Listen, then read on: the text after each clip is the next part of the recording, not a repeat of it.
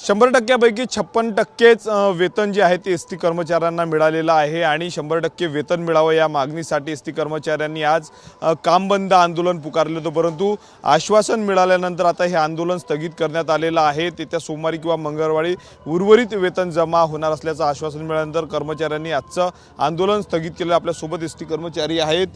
नेमकी काय अडचण होती आणि आता तुम्ही का आंदोलन स्थगित केलं? मुळात आमचा जो मार्च महिन्याचा पगार आहे हा 100% न देता 56% मध्ये देण्यात आलेला आहे। त्यामुळे काल संपूर्ण राज्यभरातून कर्मचाऱ्यांच्या प्रतिक्रिया आपल्या मीडियाच्या माध्यमातून नोंदवल्या गेल्या। त्याच नंतर अनेक संघटनांच्या पण नेत्यांकडून तशा प्रतिक्रिया आल्या की बा येणाऱ्या काळात जर पूर्ण पगार मिळाला नाही तर आंदोलन करण्यात येईल।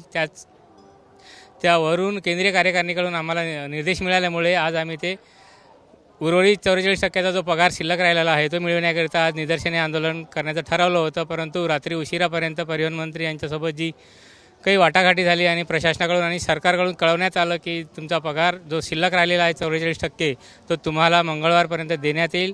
त्यामुळे आजचं जे आमचं निदर्शने आंदोलन होतं हे तात्पुरतं आम्ही स्थगित केलेलं आहे।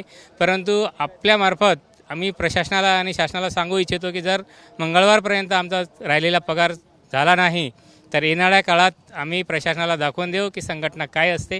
त्यामुळे सरकारने आमची परीक्षा घेऊ नये आणि जसं सांगितलं आहे मंगळवारी पगार करू तर मंगळवारी पगार झाला पाहिजे। जर मंगळवारी पगार झाला नाही उर्वरित तर आम्ही तीव्र आंदोलन करू। काय आंदोलनाचा प्रकार असेल? आपण पाहिलं मागच्या काही 2 वर्षापूर्वी एसटीची चाकं थांबलेली होती, महाराष्ट्र अख्खा थांबलेला होता। आता जर मंगळवारपर्यंत तुमचा पगार झाला नाही तर काय भूमिका असणार आहे एसटी महामंडळ संघटनेची? एसटी कर्मचाऱ्यांच्या बऱ्याच दिवसापासूनच्या अनेक समस्या प्रलंबित आहेत। जसं काही ते राज्य सरकारी कर्मचाऱ्यांप्रमाणे DA मिळायला पाहिजे परंतु आम्हाला ते मिळत नाही आहे।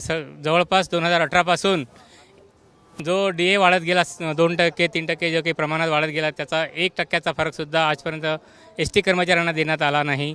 त्यामुळे तसेच राज्य सरकारी कर्मचाऱ्याप्रमाणे 10, 20, 30 घरभाडे भत्ता मिळतो आहे। आम्हाला अजूनही 8, 16, 24 मिळतो आहे। त्याचा फरक आहे 16 पासूनचा तो सुद्धा देण्यात आलेला नाही।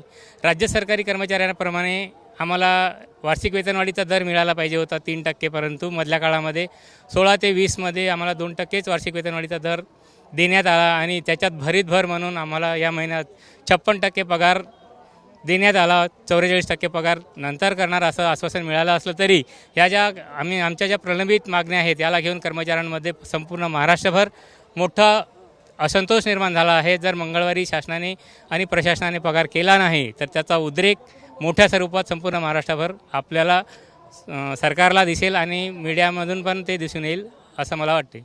नक्कीच मार्च महिन्याचा जो पगार आहे हा 100% नव्हता, केवळ 56% पगार झाला। 44% पगार या वेतन कर्मचाऱ्यांचं झालं नाही। त्यामुळं एसटी कर्मचारी जे आहेत ते राज्यभरातील एसटी कर्मचारी आक्रमक झालेले आहे। परंतु परिवहन मंत्र्यांनी जे आश्वासन दिलेलं आहे मंगळवारपर्यंत संपूर्ण पगार होईल, त्यामुळे जे आहे ते आजचं आंदोलन या ठिकाणी स्थगित करण्यात आलं। जर मंगळवारी पैसे दिले नाही तर राज्यभर मोठं आंदोलन करू असा इशाराही एसटी कर्मचाऱ्यांनी दिलेला आहे।